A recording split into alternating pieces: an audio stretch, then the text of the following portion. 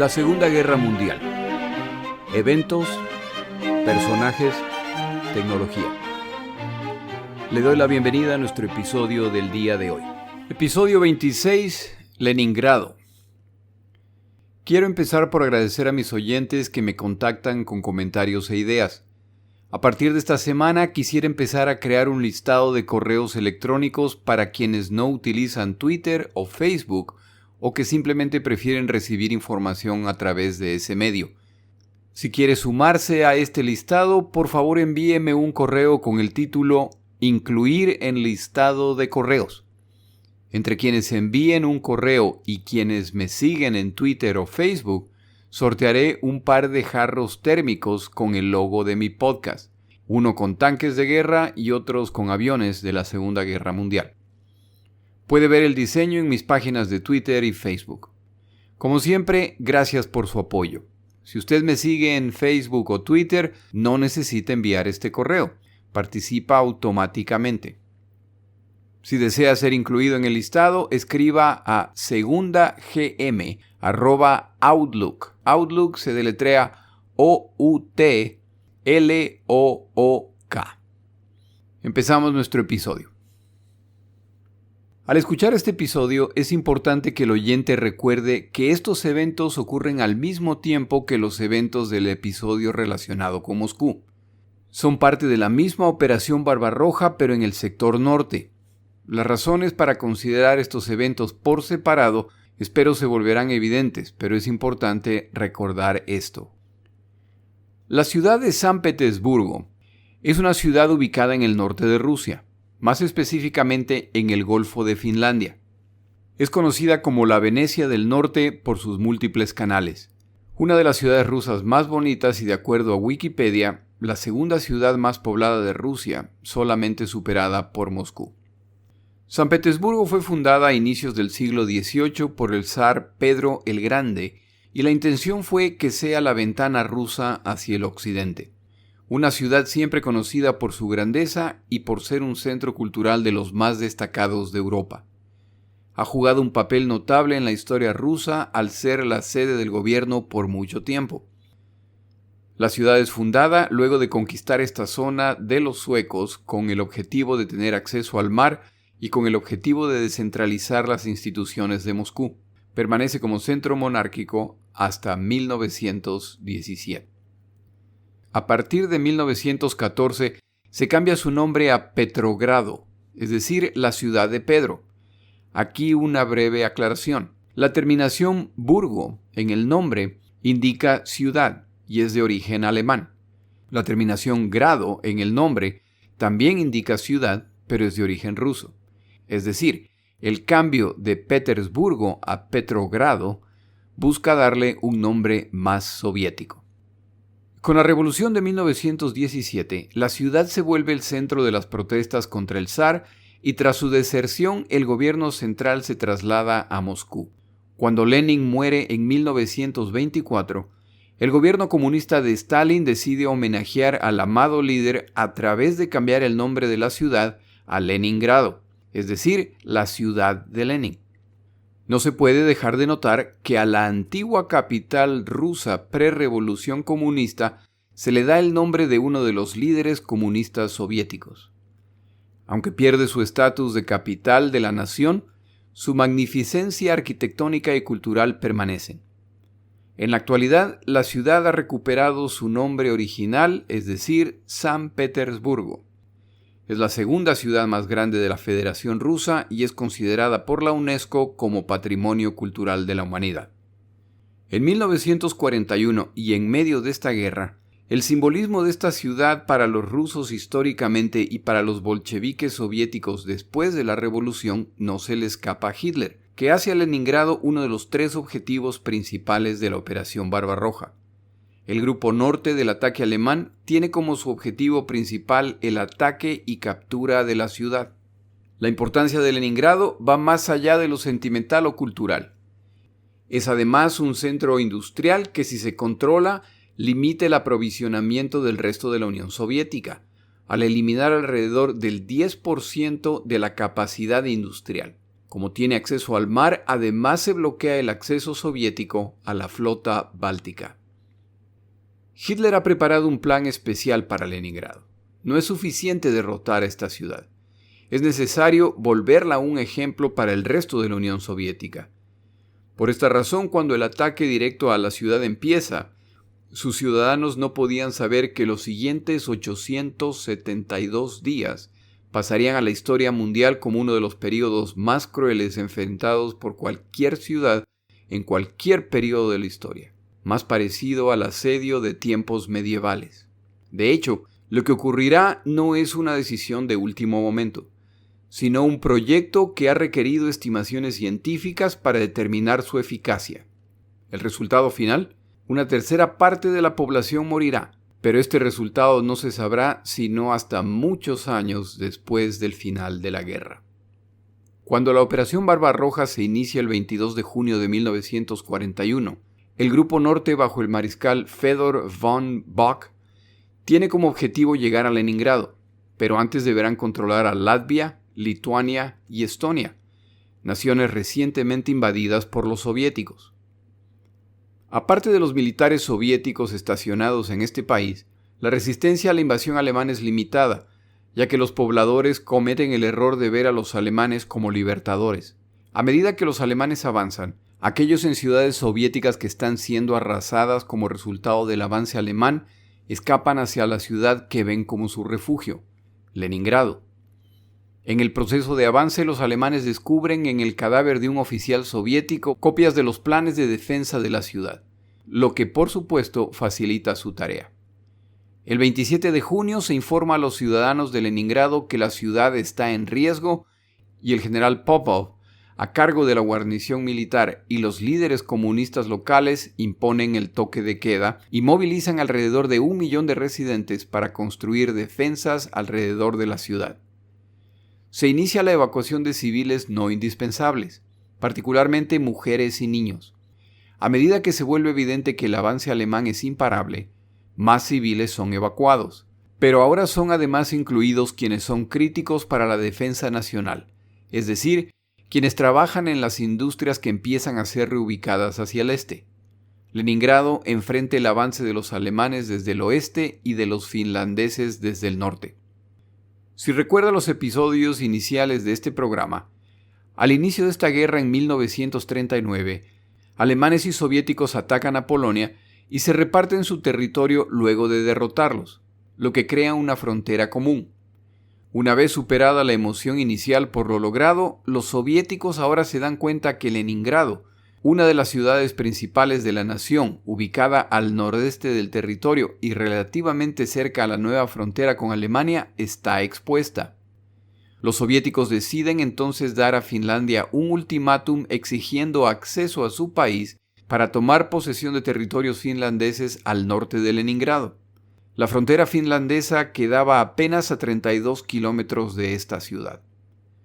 Los finlandeses sorprenden al mundo al rechazar el ultimátum y la Unión Soviética los ataca en noviembre de 1939. Los soviéticos asumen que esta es una campaña breve y por lo tanto envían a tropas medianamente preparadas y sin uniformes de invierno. Los finlandeses resisten valiente y brillantemente y los soviéticos sufren múltiples derrotas. Pero los finlandeses finalmente capitulan en marzo de 1940. Los soviéticos han protegido el flanco norte de Leningrado, y los finlandeses nunca olvidarán esta invasión no provocada. El lanzamiento de la Operación Barbarroja de parte de los alemanes en 1941 abre la oportunidad a los finlandeses para vengar los eventos de 1939. ¿Qué harán los finlandeses? Ya son parte del ataque multinacional liderado por los alemanes y todo indica que son los alemanes quienes ganarán la guerra. ¿Se conformarán con recuperar lo perdido durante la guerra de 1939? ¿O es esta una oportunidad para ganar territorio adicional como parte del naciente imperio germano? A puerta cerrada, los británicos están presionando a los finlandeses para que no caigan en la tentación de extenderse más allá de la frontera de 1939. Se discute además la propuesta de la Unión Soviética de simplemente retirarse del territorio finlandés si los finlandeses se comprometen a firmar la paz. Al final, Los finlandeses ni firman la paz con los soviéticos ni se detienen en la frontera de 1939. Aunque es tentador considerar ambiciosos a los finlandeses, no se debe olvidar que aceptar estas condiciones significa ganarse a Hitler como enemigo, y como ya se ha mencionado, en este punto todo indica que ellos, los alemanes, son quienes ganarán la guerra. El resultado de las acciones finlandesas es que ahora están en guerra con los soviéticos. Churchill además les declara la guerra, y como los británicos están trabajando en coordinación con los Estados Unidos de América, Finlandia arriesga pronto recibir una declaración de guerra estadounidense, por lo que eventualmente detienen su avance. Al detener su avance, no cumplen completamente los objetivos establecidos con los alemanes, por lo que ahora están en malos términos con todos los participantes. Para finales de agosto, los finlandeses recuperan Terijoki, la cual perdieron durante la guerra de 1939. Al llegar a este punto, se detienen por el norte, pero continúan hacia el este hasta llegar al lado Onega. A partir de este punto, la relación entre finlandeses y alemanes se complica, ya que la falta de interés finlandesa en avanzar resulta en la necesidad de enviar tropas alemanas a completar las tareas. Para inicios de septiembre, cortan la línea férrea en Murmansk, por lo que Leningrado ahora queda aislada del resto de la Unión Soviética por el este. Para septiembre 1, los alemanes capturan zonas adicionales y con esto se completa el aislamiento de Leningrado hacia el sur del resto de la Unión Soviética a través de líneas ferroviarias. Para cuando este bloqueo se completa, una parte considerable de la industria en Leningrado ya ha sido evacuada hacia el este, incluyendo una importante fábrica de tanques de guerra que en unos meses reinicia su producción. Con Leningrado rodeada, los alemanes tienen que decidir qué harán a continuación. Antes de ver cómo se desenvolvieron los eventos, tomamos una pausa.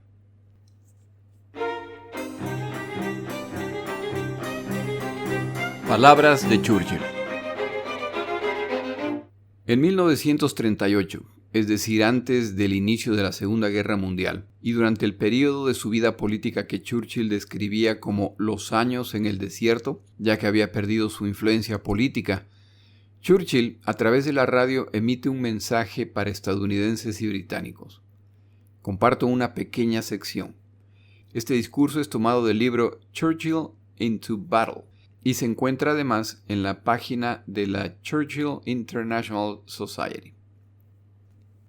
Churchill declara: la dictadura, la adoración fetiche de un hombre es una fase pasajera.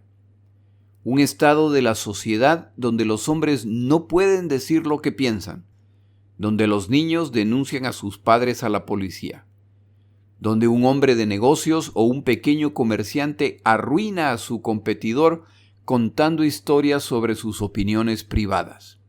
Tal estado de la sociedad no puede durar mucho tiempo si se pone en contacto con el mundo exterior sano.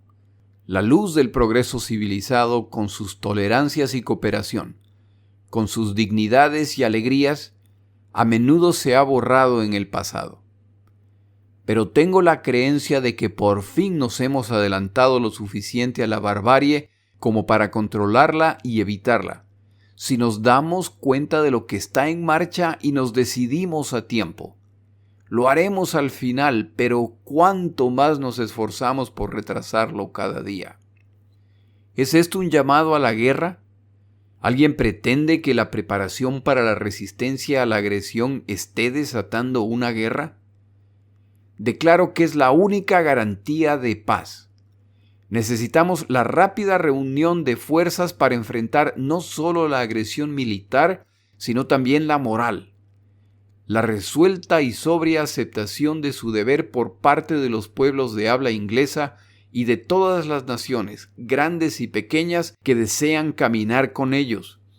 Su fiel y celoso compañerismo despejaría el camino del progreso y desterraría de todas nuestras vidas el miedo que ya oscurece la luz del sol a cientos de millones de hombres.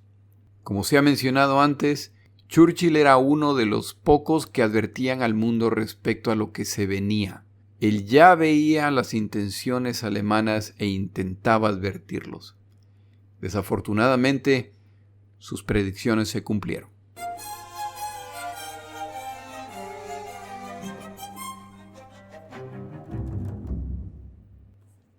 Como el avance principal hacia Moscú está por empezar y Leningrado ya está completamente sitiada, Hitler ordena se detenga el avance y se inicie la movilización de unidades blindadas y motorizadas hacia el Grupo Centro.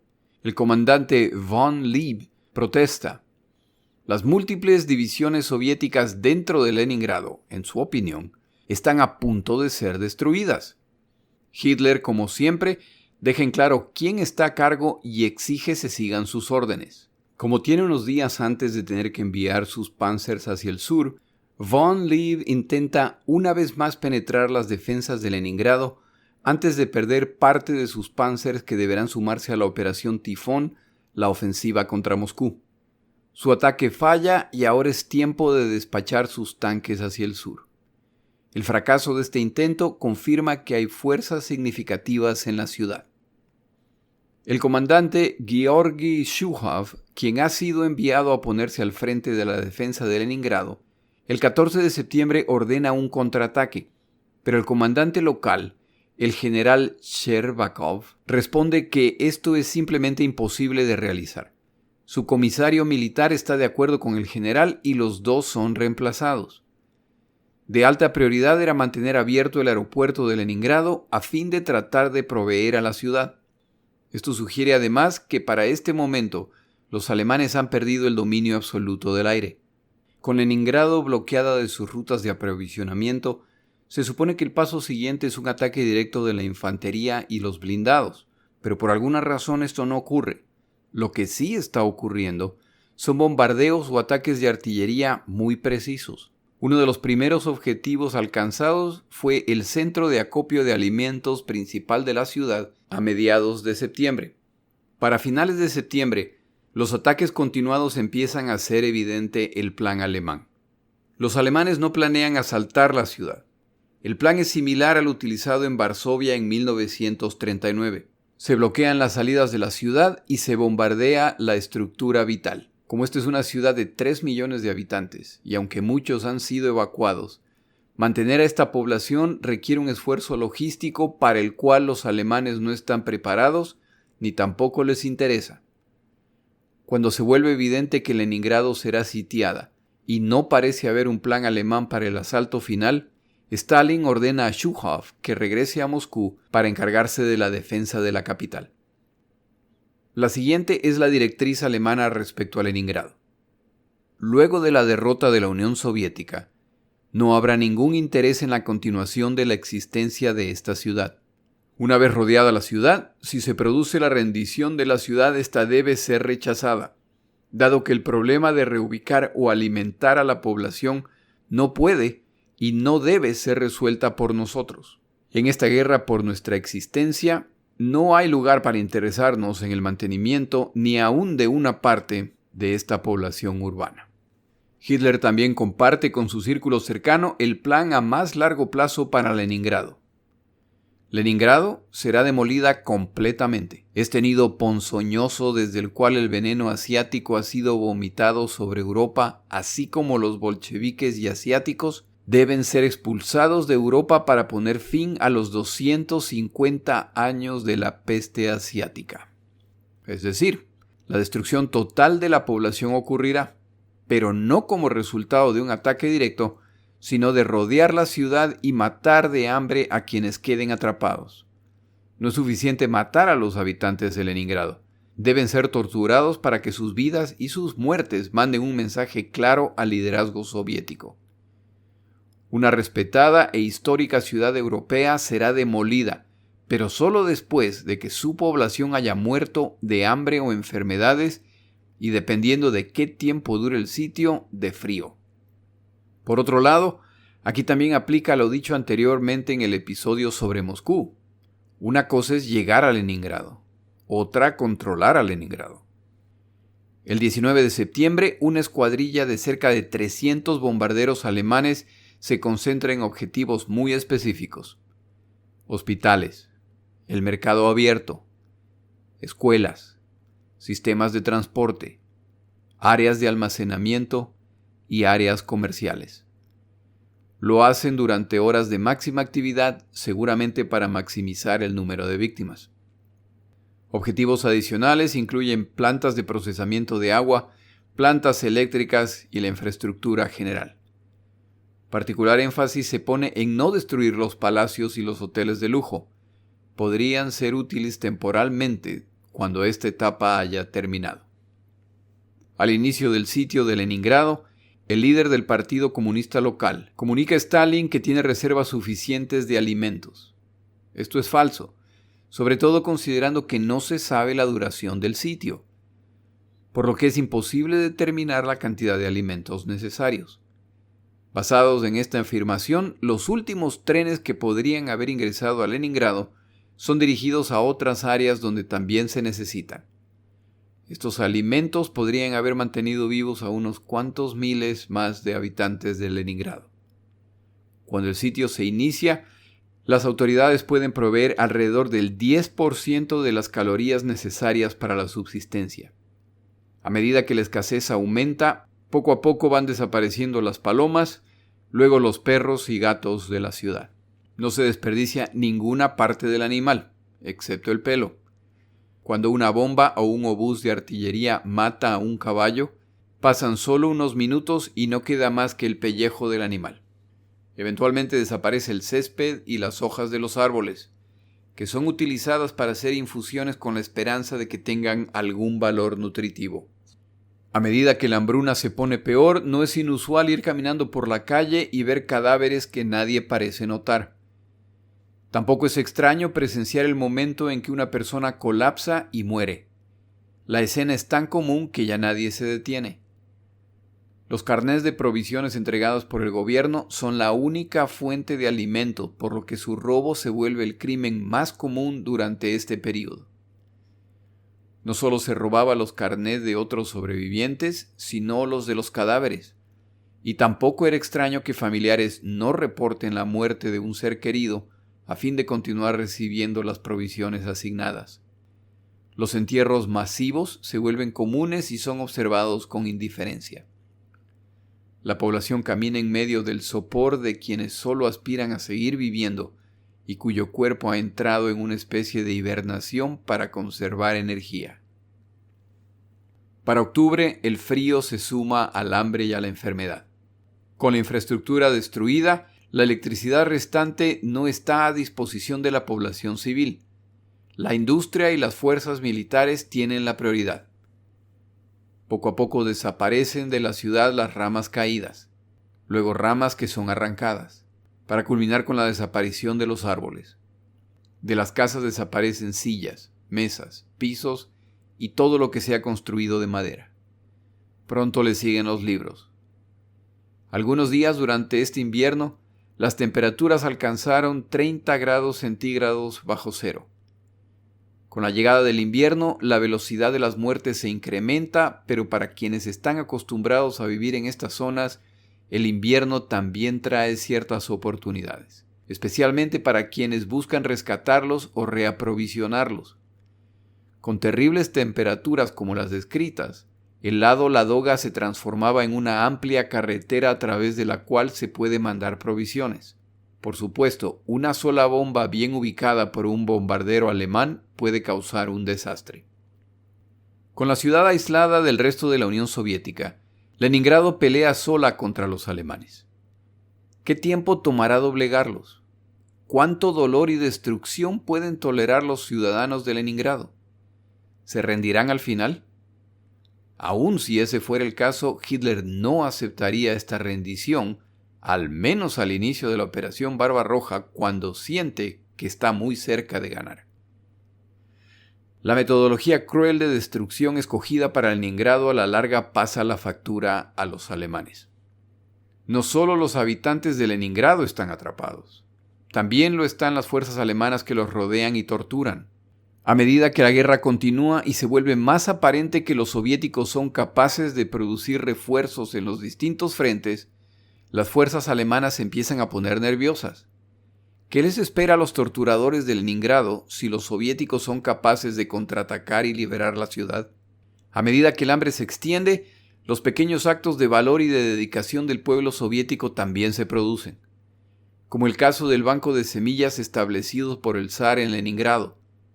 Los empleados de este banco de semillas, sabiendo que bien utilizadas estas podrían alimentar a centenas de miles o a millones de personas si son sembradas, murieron de hambre sin tocar estas semillas.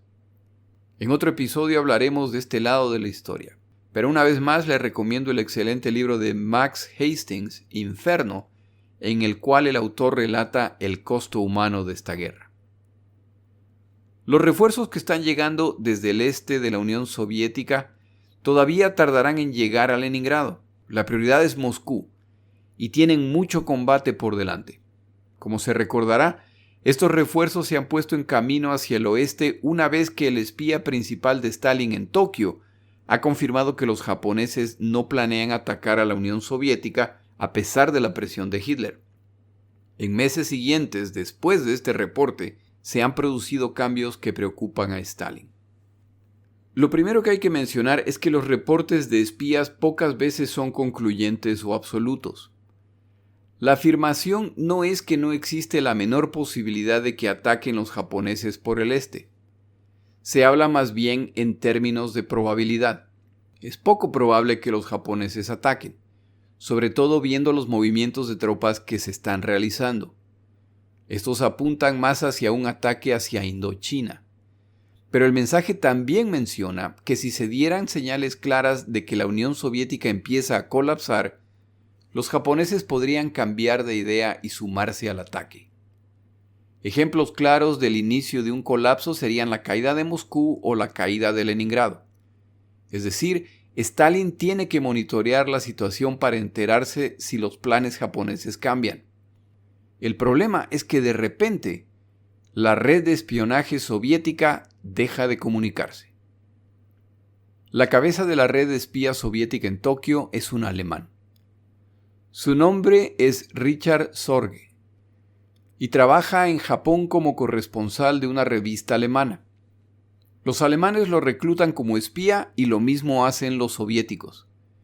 Los alemanes al final no se enteran de que su espía los espiaba hasta que ya es demasiado tarde. El señor Sorge es uno de los informantes ignorados cuando comunicó al liderazgo soviético que se acercaba el ataque alemán. Él, por su parte, intenta también convencer a los alemanes que atacar a la Unión Soviética es una muy mala idea. Ahora que la situación se agrava diariamente para los soviéticos en el frente, su reporte en agosto de que los japoneses no planean atacar por el este libera a Stalin para ordenar la movilización de tropas, especialmente siberianos que se especializan en combate en bajas temperaturas. El reporte de Sorge respecto a las intenciones japonesas no es concluyente. Esta situación evolucionará junto con los eventos, una razón más para defender a Leningrado y Moscú a ultranza. Decisiones fundamentales para la conducción de la guerra en el lado soviético dependen de la información del señor Sorge y su red de espías. La presión debe haber sido terrible. Después de todo, en esta profesión, todos los amigos que uno tiene o cree tener se pueden volver enemigos mortales de un momento al otro. Y el señor Sorge se desenvuelve entre japoneses y alemanes mientras espía para la Unión Soviética. El 10 de octubre de 1941, esta red de espionaje se desbarata cuando los japoneses empiezan a arrestar a los colaboradores japoneses de Richard Sorge. A medida que los colaboradores son capturados y torturados, más nombres son revelados, y pronto Sorge es descubierto. Uno de los espías con contactos en altos círculos japoneses durante su confesión ante las autoridades japonesas demuestra que esta red de espionaje está al tanto del verdadero plan japonés y del hecho de que este plan ya está en movimiento. Es decir, Sorge estaba a punto de descubrir por qué los japoneses no están entrando a la guerra por el este de la Unión Soviética y cuál es el plan real de ataque. Esta información, sin embargo, nunca le llega a Stalin, ya que los japoneses se asegurarán de que nadie la filtre. Para finales de octubre, Richard Sorge confiesa a las autoridades japonesas que espía para la Unión Soviética y sugiere se contacte al liderazgo soviético para buscar un intercambio de prisioneros. Al recibir la propuesta japonesa, la reacción soviética es de que no hay interés en esta posibilidad. Tras un largo juicio, Richard Sorge es ejecutado en 1944. Muchos años después de su muerte, recibe una condecoración soviética como héroe de la patria. La vida del señor Sorge, así como el espionaje durante la Segunda Guerra Mundial, merecen un podcast entero. En mis páginas de Twitter, @LaSegundaGM, y de Facebook, La Segunda Guerra Mundial, eventos, personajes, tecnología, pongo información respecto a un excelente libro respecto al tema.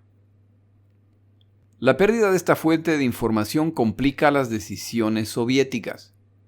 ¿Han cambiado de opinión los japoneses? ¿Están a punto de ser atacados por el este? En realidad, para octubre el plan de acción japonés ya está decidido y quienes participarán ya practican en preparación para una compleja operación de muy alto riesgo. El brutal plan alemán para destruir Leningrado a través del hambre y enfermedades no incluía comprometer un significativo número de tropas y equipo por largo tiempo. De acuerdo a los cálculos técnicos realizados por los alemanes, tomaría 2 o 3 meses para que el nivel de muerte sea tal que simplemente podrían ingresar a la ciudad, lo que liberaría a la mayor parte de estas fuerzas para que se pongan en camino hacia otros frentes, en particular Moscú.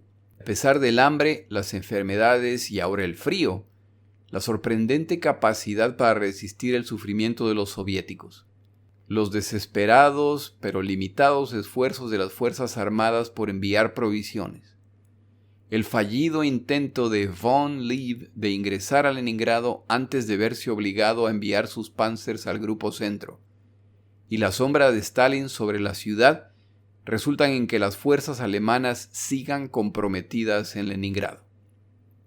Como estamos a inicio de diciembre de 1941, cerca de 5 largos meses bajo estas condiciones han pasado. Pero a los habitantes de Leningrado todavía les faltan 26 meses más de sufrimiento bajo la cruel bota alemana.